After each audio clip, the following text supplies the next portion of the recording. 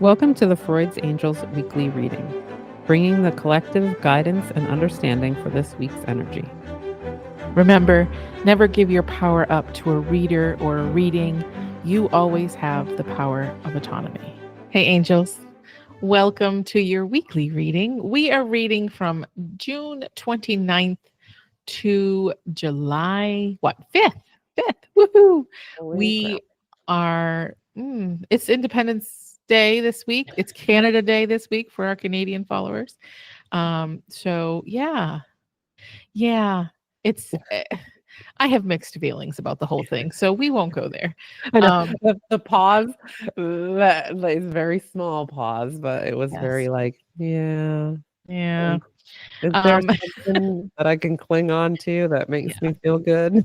Independence to create the same bullshit that we had created back in the place we were going to be independent from. So yeah. That is what I feel. That's my morning part of it, of being like, come on, man. Like how independence to create the same bullshit. Yeah. Trauma. But we don't have to pay taxes to the crown. Yeah, exactly. But we do pay taxes to the crown. They just don't call it the crown. Right. Oh, right. no. Right. Yeah. Anyways.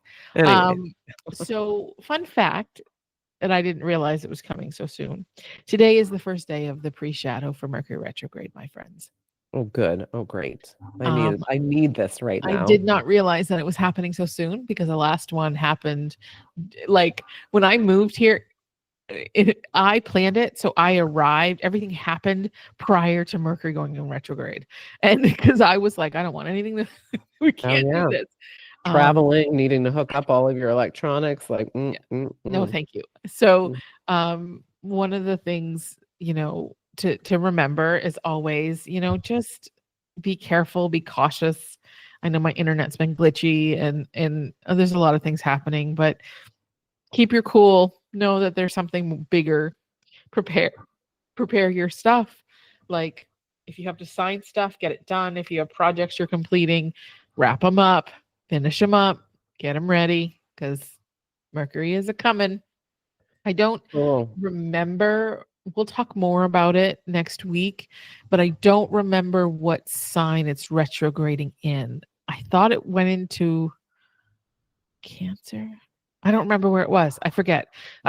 There's so much astrology happening right now that my brain is like short circuiting. Yeah. And I think I told you, like, I know that there's tons of people out there that they give like reports, right? Like there's plenty out there. Yes. But my favorite, Sarah from Twisted Goddess Tarot, stopped doing her weekly forecast. And like, without that, I just don't know what's going on. Fish out of water. Exactly. Like, it used to just show up. Now I have to go looking for it. And it makes me sad because she was, like it's the vibration of voice, right? Like I think that's, the thing is like I love her and I'm connected to her in a multiple different ways for whatever reason. I mean, we're not like super extra close, but there's just a reason why I resonate with her and I just really miss it. Yeah. Because a lot of times I'm doing stuff and maybe spiraling a little bit and I'm like, why is this happening? And then I look and I'm like, oh, there's like a little bit of added energy to that prior thing that's happening, and that's all, and it's okay. I mean, it actually is soothing, like where you were saying before, we don't have to freak out about Mercury retrograde. I mean, it's always for me tough, so I maybe could if I have lots of evidence that I could, but it's always like, oh, well, if I can use energy just like any other thing that happens, if I understand it, I can work with it. I feel that way about everything. If I understand what's going on in my life or my relationships or my business, then I can handle it because I trust myself to figure out how to handle it. But it's that unknown and like just feeling out of control that creates the spiral. Super fun spiral. So it is retrograding in Leo. I had to look it up because it was going to drive me crazy. Look at where Leo is in your chart. So Leo for Gemini rising is the third house, the house of our boundaries. And my boundaries have been getting a workout in the last couple months, like hardcore, like bulk building, you know, and so I'm not really enthusiastic to see what's going to happen because it's about review. But I think for me, I say that out loud, and then another part of me comes in and goes, "Yeah, but girl, it's just showing you where you're going to need more boundaries and where more boundaries are important to keep at the to keep the life you want to live and to allow you to live a life you want to live and to feel good about living that life and to have freedom to do what you want to do versus all the programming and whatever else." And one of the things I was talking earlier with Vanessa about, I'm helping a client get prepared to start coaching again, and one of my goals is about boundaries. And one of the things I'm noticing about my boundaries is now more and more because I'm a knee-jerk offerer. Like if somebody's saying, "Oh yeah, I'm doing this," I'm like, "Oh, let me help you." It's such an automatic habitual thing in me that it was a while before I noticed how I could begin to shift that. And so whenever I have that feeling of I want to offer, I've been learning and it's been helpful to take a pause first and inquire in my body. Do I feel like I have the energy to do this? Do I feel I have the mental, emotional, and physical bandwidth to help this person? What am I not doing for myself to help this person? What am I sacrificing if there is a sacrifice? And do I want to? Is this something I want to be a part of? Like it's in checking in with my body and how it feels, right? Because I'm a splenic in human design. I'm a splenic authority, which means how it feels in my body is going to tell me whether or not what choice that is. Because when I feel like, oh, in my body, you get that feeling that your body's like, oh, like you can feel that. Oh yeah. It's a hard no for me. And so doing that has helped me understand where I can have more boundaries, and not harsh boundaries like punch you in the face boundaries. Like it's about boundaries of I'm self-protecting. I'm taking care of myself. I'm putting my priorities of myself above the need to help others. And it's a big shift, and it's not an easy shift, but I'm practicing it because of how I feel when I set those boundaries and the freedom and the internal trust that it builds. Because boundaries are less about, yes, they're created to keep a situation that is in alignment with you and whatever that is. But when it comes down to it, boundaries are about self-trust building, because there's parts of you that are like, oh, she's willing to set boundaries and protect us, and she's not going to do things when she's tired or she's emotionally not capable or mentally just drained, and she's her schedule is full and she's going to keep doing things. Like there's this sense of balance that is being created and a trust within myself that I'll put myself first, and then I'll take care of myself and nurture myself before I will commit to being of assistance to others. And it's nothing to do with the other person. It's everything to do with me and my tendencies, right? It's, sometimes boundaries are made from anger and being hurt, but sometimes that has to be the catalyst until you realize how good boundaries feel. And then you're like, oh, I like boundaries. Let's set some more. Yeah. I mean, all boundaries are just guidelines for relationship, whatever relationship means, right? Like it's funny that we're always like, oh my God, boundaries. Like it's when you are setting a boundary that comes from within, and you're really strong with it, it's actually easy to do. It's the ones that we're not sure of because we don't know why we're doing it that end up, once they get tested, we just drop it or whatever because we're not 100% sure why we made it, right? Like, we know I love some spite. Like I love to do things out of spite, but my spite boundaries are the first ones to fall because I'm like, well, I was just mad, you know what I mean? Or I was just hurt, so I put it up there, but I didn't really check in with myself of what actually happened in that situation to know the proper way to put a boundary on it. Because, most of my boundaries are on myself anyway. They're not really on other people because I'm always going to have to handle what other people bring at me. Right. And so it's going to have to be within me, whatever anybody brings to me, how I handle it. But yeah, I'm excited about the boundaries thing because I feel as soon as you said it, I was like, oh no, because I think I'm trained to freak out about boundaries. Yeah. Because of that people pleasing tendency. But I've been doing really good. So I'm like, okay. So I'm going to reflect on some great boundaries that I have set. And also, though, I do know I need boundaries with myself. I mean, one of the things I said after wedding weekend for my sister was, you should probably stop just, swiping your card everywhere. Like your own boundaries with your financial situation have gotten a little flexy and it's a little uncomfortable. So I know that there's going to be some, self boundaries of like, getting back on what my goals are, what my personal goals are in my life, and, security that I want to build for myself that, I always feel so much more at ease when I have even just a little bit of security financially. So I got to do that because pretty rough this week. Yeah. And I know why, because I was just like, it's fine, it's wedding weekend. Like, it's not anymore. So we're done. Yeah. We can still have fun and do everything we need to do without keep swiping our cards. Exactly. Yeah. Right. They're not caring about how much I'm swiping it for is really what it is. Like, I'm just like, well, I want that. Like, okay, yes, that's fine. But why? Check in with yourself on why, because some of these things are just impulse. Yes. Yes. Anyways. Which is in alignment, I think, too, with what Jupiter's doing in our Cancer, because we're both Gemini risings, by the way. So what happens to me happens to Vanessa in a different context, but very similar. I mean, we could see our parallels quite frequently. Oh my God, all the time. Yes. And but Gemini is in our Cancer, which is our second house of money and resources. So it tracks that we are looking at our boundaries with money. And same. I was just having a conversation of like, how do I see, like, how do I create that trajectory? Like I'm doing in helping my friend with coaching. Mm-hmm. How do I set goals in that and take what I want financially and create those goals and set the trajectory into the financial, take the same aspect into the financial. So yeah.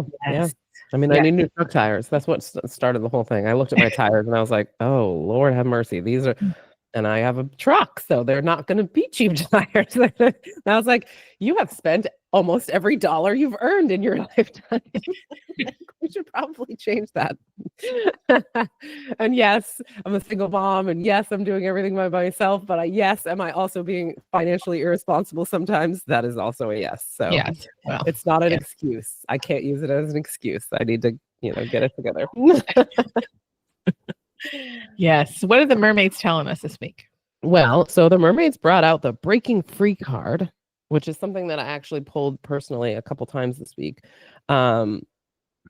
So when I first looked at it, I looked at the picture instead of the words, and it was today looks like a free fall, looks like surrender, right? So breaking free not being an action, but breaking free being a surrender feels like this is what this is telling us to do, right? Because we're like, we're right now like in a climate of I don't even know the words to say for it, but I think it makes a lot of people want to grasp for control because it's very wild out there right now. So I think like in this, there's an octopus who has one of its tentacles around this mermaid's waist. And to me, again, like I'm just, just the interpretation that happens today is very not even the same as last time, I'm sure. It's like surrender, let go, understand that you're held even when you don't feel held, right? Like it's like that knowing that when you jump on the trampoline and you're way up high in the air, that you're coming back down on a trampoline, right? That the trampoline isn't going to turn into a rock while you're up there and you're going to fucking splatter. So glass. Yeah, exactly. So I feel that because when we start to try to grip onto things and we start to try to control things, we tend to get that tunnel vision and we're not having our periphery vision. And in the periphery is usually where all of the other information is that's helpful for us. And we can't do that without a surrender to I don't know, or a surrender to give this time, or, just kind of a surrender to I maybe can't direct this the way I think it needs to be directed right now, but I can pay attention and take the next step. A lot of times, I actually talked about it a lot in sessions this week, because the spiral that people go into is the future spiral. Yes. Right. And I'm always bringing people back to being like, that is great that we're thinking about the future, but your next step is always going to be your next step, no matter what. If you want to be a billionaire or you want $100, your next step is going to be your next step. So let's focus on the next step. Let's understand that that step has a different viewpoint, right? Like when we look at a staircase, you have a different viewpoint there. You'll have a different energy level. Like there's all kinds of different things that come from making that first step. And in order to do that, it's an action, but it's also a surrender of saying, I don't know number 2. I know number 1 though. So I'll just do number 1 and I'll trust that the second step shows up, and I'll just keep repeating the process. Right. And like, it's a hard sell for some people sometimes. And you know, I mean, my whole life is, I've tried so hard to control it over and over and over again. Everybody has watched me do it and fail over and over and over again. And my resiliency, everybody's like, oh my God, you're so resilient. And it's like, I'm stubborn as hell more than anything. Like, Yeah. I'm like, nope, I will not give up. Nobody will ever be able to say that I give up. But though my most successes are when I'm surrendering, which is not the same as giving up. It's just saying like, man, how the hell do I think I know 6 months from now today? That's so dumb. Right. Like, I talk to myself like that. Like, that is just not, that's not like the most intelligent thing for you right now, is to think that you know everything about 6 months from now, because 6 months, so much can happen. You're still going to have to take the first step. Yeah. Just take it. So that's what breaking free today feels like, is that surrender, that knowing that you are somehow anchored to something, right? That's what this octopus is doing. Is just, you know, she's free falling, and the octopus is like, I'm here with you. It's all good. Like, I'm not gonna let you drown. We're fine. Right. Yes. You know, really trusting in that. Yeah. So yeah. I can't wait to see. You've been smiling. I'm like, ooh, this card is a good one. Well, I think too is that this is an avenue of how we do that, right? So our surrender card is surrender to the beauty of the natural world. Take a relaxing break, spend time in nature, replenish yourself by feeling the beauty and the ecstasy there.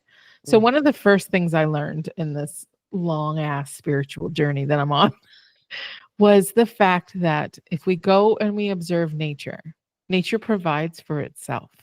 Nature gives for itself. Yes, there is always like moments of extreme drought, moments of what, like there is always some sort of thing happening.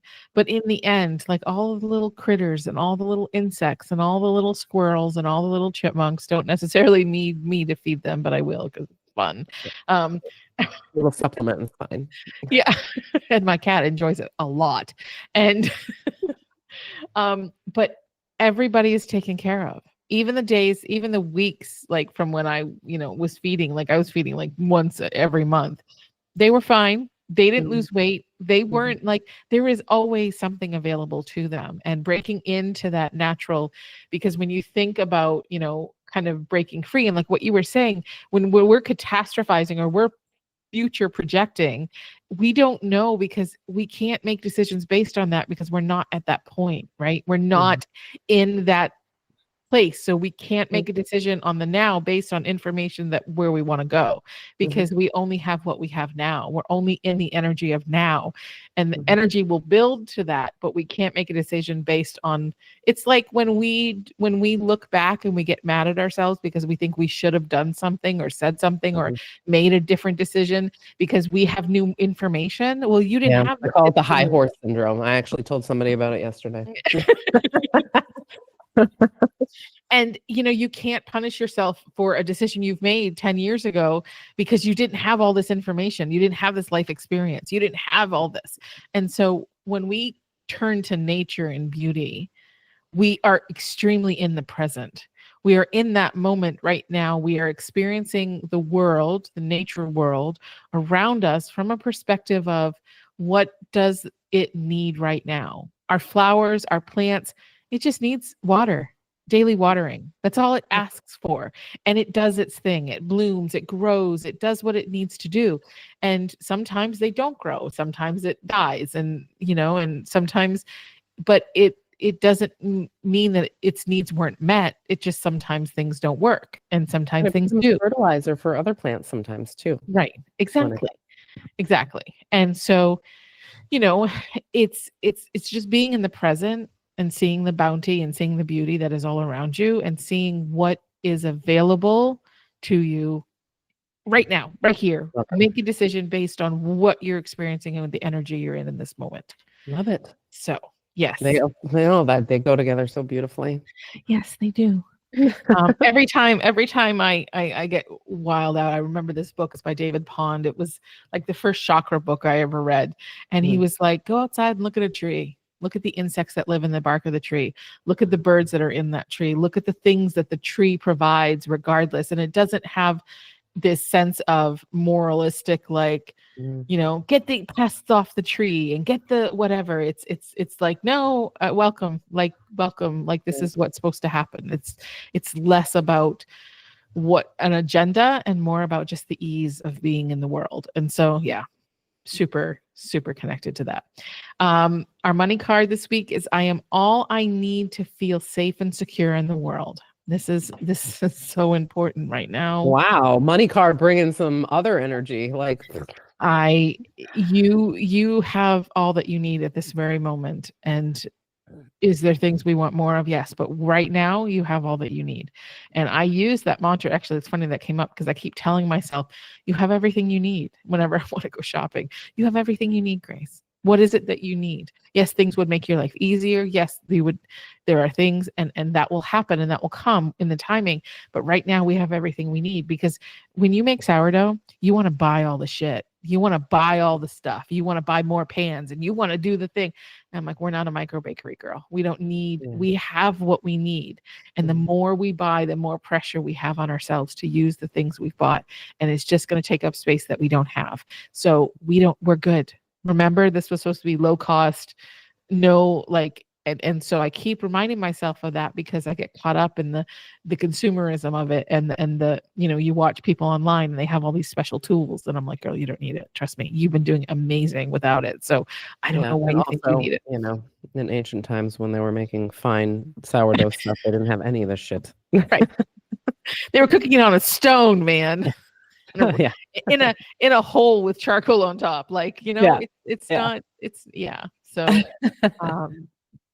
so mantra for the week, keep saying it. I am all I need to feel safe and secure in the world. Well, and I love that I am all I need, right? Like it's not I have all that I need, right? Because I can see immediately how that would gaslight people and they're like, I don't have everything I need, right? Because some people don't. Like I 1,000% get it, but it's that anchoring in yourself. Like if I have me, I can create. If I am solid in me, I can create. And that's where that's where all of the success comes from, because a lot of people have trauma around that. They don't feel like they are the answer. They feel like there's an outside answer, and then they get let down over and over and over again because the outside answer isn't it. It's that serenity and peace within yourself and that resting on each level, right? Like to be able to go, yeah, I did this because I did this. It's me.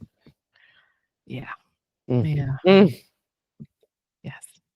Well, my friends, wrap things up, get things ready, contracts, projects, ideas. Start preparing like we would prepare for winter, prepare for Mercury retrograde. It's coming. You can't stop it. But at the same time, do what you can to mitigate things. Know that if you're traveling, add extra time, reread those texts, reread those emails, be very careful, back up your files that are important, do the things that we know could possibly be affected. And have a great week. Happy Canada Day. Happy Independence Day for those who are really connected to it. And we will see you next week. Yeah, let me know. Thanks for listening. We hope we gave you something to support your journey. Check out our Facebook or Instagram page to connect with us. Have a great week.